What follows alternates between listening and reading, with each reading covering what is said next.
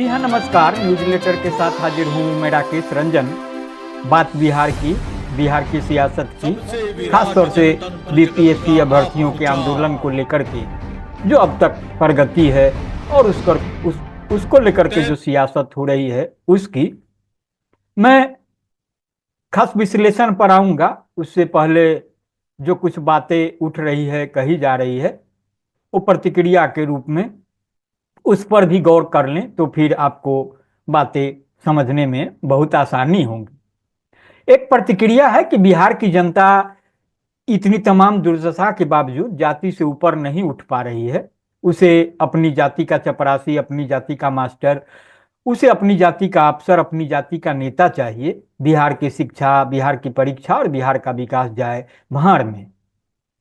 प्रशांत किशोर लगातार अपनी जनसभाओं में लोगों को जाति से ऊपर उठकर बिहार को आगे बढ़ाने का आह्वान कर रहे हैं, लेकिन बिहार जड़ हो चुका है। विपक्ष को डर है कि प्रशांत किशोर उनको अपदस्थ कर देगा। विपक्ष इस इंतजार में है कि नीतीश कुमार कब पलटी मारे, कि मलाई उनकी थाली में गिरे। तो भाजपा नीतीश के अवसान का इंतजार कर रही है। नीतीश बाबू कुशल कलाकार की तरह पक्ष और विपक्ष को नचा रहे हैं। प्रशांत किशोर ने जड़ हो चुके बिहार में तरंगे तो पैदा कर दी हैं, लेकिन लहर बना पाते हैं या नहीं, यह उनकी विचारधारा और कार्यशैली पर निर्भर करेगा। अभी तक वह दक्षिण पंथ और वाम पंथ के बीच समन्वय मिलाकर चल रहे हैं।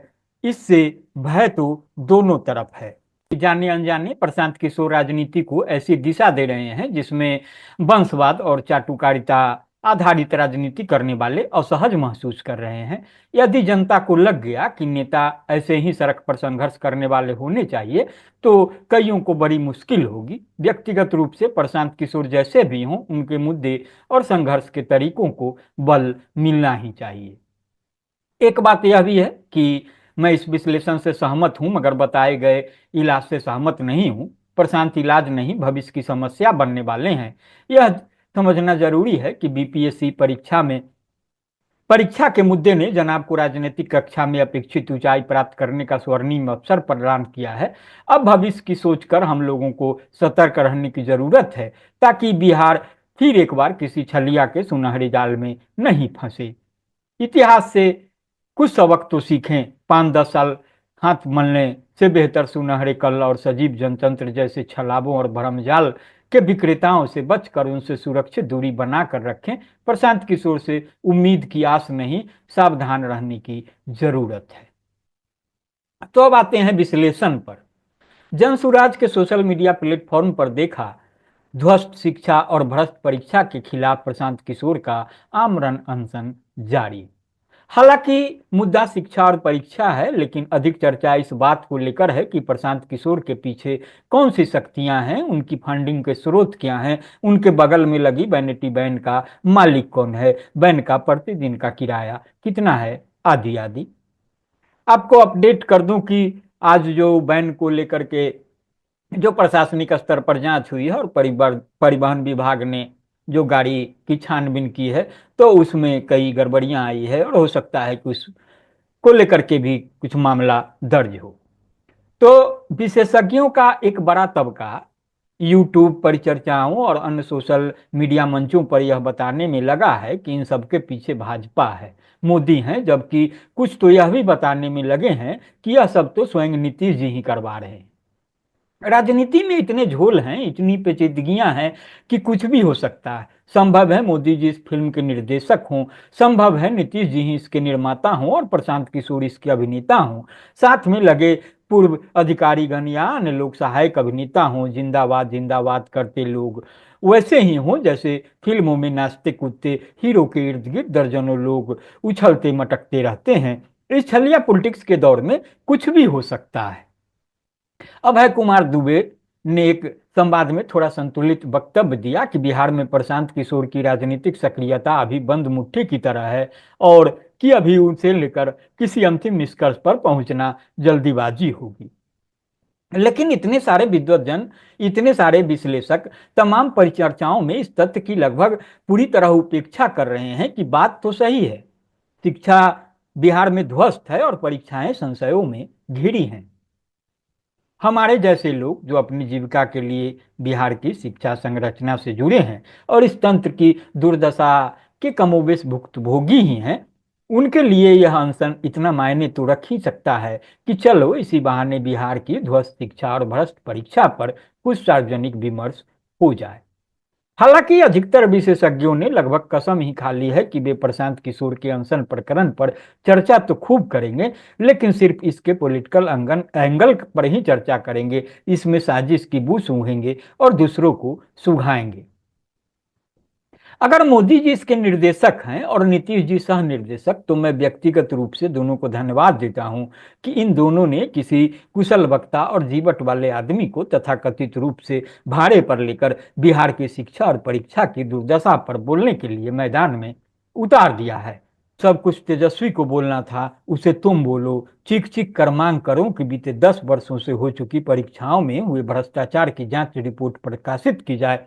बिहार की सरकार को खूब कोसो कि राज्य में शिक्षा व्यवस्था तमाम स्तरों पर ध्वस्त प्राय है और इस मुद्दे को तेजस्वी से छीन लो।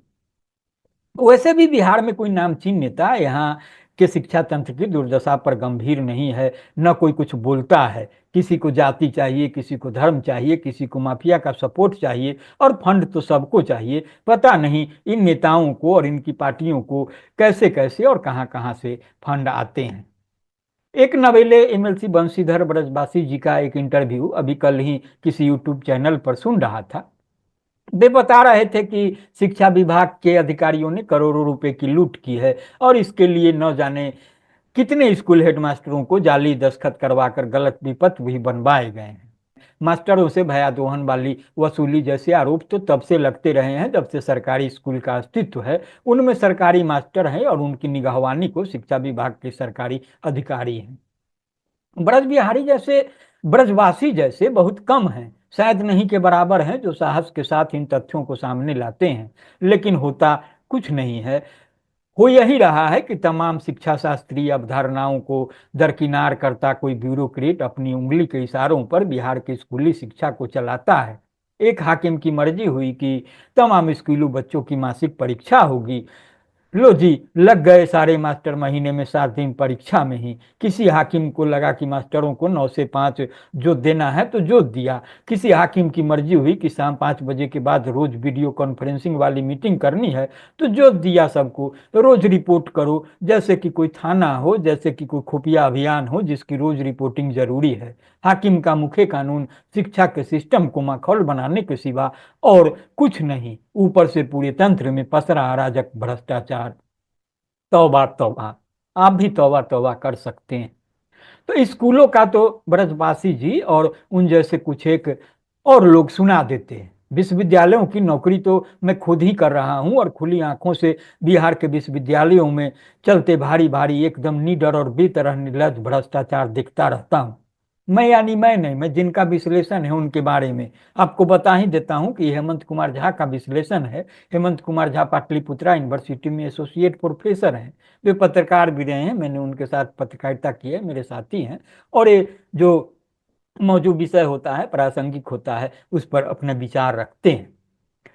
तो वे कहते हैं कि यह बोलने में कोई गुरेज नहीं कि नीतीश राज में बिहार की उच्च शिक्षा में भ्रष्टाचार पहले की तुलना में कई गुना बढ़ गया। इसके पीछे नीतीश जी का राज ही भी जिम्मेदार है, ऐसा कहना बहुत सही नहीं होगा। वे 20 वर्षों से राज में हैं और इन 2 दशकों में उपभोक्तावाद और बाजारवाद निकृष्ट मूल्यों के न जाने कितने पड़ावों को लांघ चुका है। बाजार है तो चीजें ही क्यों, लोग भी बिकेंगे, लोग बिकेंगे तो पद भी बिकेंगे, पद बिकेंगे तो तंत्र खोखला होगा ही, और तंत्र खोखला होगा तो जो इसके रिसीविंग एंड पर हैं वे दुर्दशा भोगेंगे ही। नतीजा यह है कि बिहार के कॉलेजों विश्वविद्यालयों में वित्तीय अनियमितताएं अराजक शब्द की सीमाओं को भी लांघ चुकी हैं और इन अराजकताओं का सीधा कुप्रभाव शैक्षणिक माहौल पर पड़ते पड़ते अब हर तरह की गिरावट तमाम सीमाओं को लांघ चुकी है। लगता नहीं है कि तंत्र पर काबिज जो अधिकतर भ्रष्ट लोग हैं उन्हें किसी का भी डर है। पता नहीं बिहार की आर्थिक अपराध यूनिट के पुलिस वाले इधर क्यों नहीं ध्यान देते। पता नहीं कैसे सरकार का ऑडिट विभाग इन मामलों में नख दंत विहीन ही नहीं नेत्र विहीन भी बना हुआ है।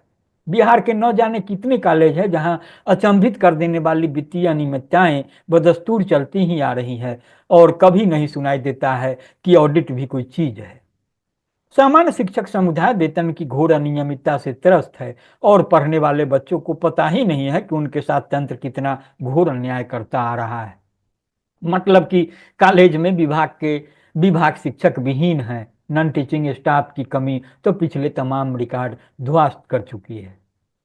चलो मान लिया कि प्रशांत किशोर अभिनेता है और मोदी या नीतीश या कोई और उसका निर्देशक है, लेकिन वह 5-6 दिनों से निराहार इस भीषण ठंड में खुले आसमान के नीचे बैठा माइक पर बिहार की शिक्षा और परीक्षा जैसे शब्द तो बोल रहा है। यहाँ तो इन शब्दों का कोई नाम लेवा तक नहीं। और विशेषज्ञ हैं कि टॉर्च लेकर निर्देशक की पोशाक पहचान रहे हैं।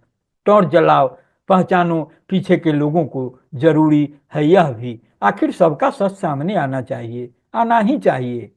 बिहार के लोग सिर्फ झांसे में डाले रखने के लिए नहीं हैं, उन्हें सच्चाई बतानी चाहिए, बतानी ही चाहिए। लेकिन जो शब्द प्रशांत किशोर और उनके अगल बगल के लोग बोल रहे हैं, यानी शिक्षा और परीक्षा, उस पर भी खुलकर बोलना चाहिए और इस घनघोर अंधेरों में टॉर्च लेकर उन लोगों की शिनाख्त भी करनी चाहिए जो बिहार के बच्चों के भविष्य को अंधेरों में धकेलने वाले अंधेरों के सौदागर हैं। बिहार की उस शिक्षा के प्रांगण में अंधेरे के सौदागरों की भीड़ बढ़ती ही जा रही है और उससे भी अफसोस ना किया है कि निर्लज होना तो उनके स्वभाव में ही है, भी बाकायदा निडर भी है। उनकी निडरता बिहार के अंधेरों को और सघन करती जा रही है।